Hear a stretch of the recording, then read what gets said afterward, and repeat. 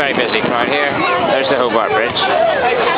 Bit of a festival on, but we don't really know anything about it. Other than there's fireworks and it's Hobart Day, apparently.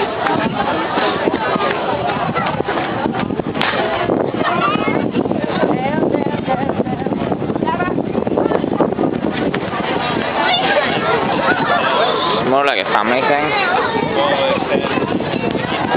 That could be it, you know.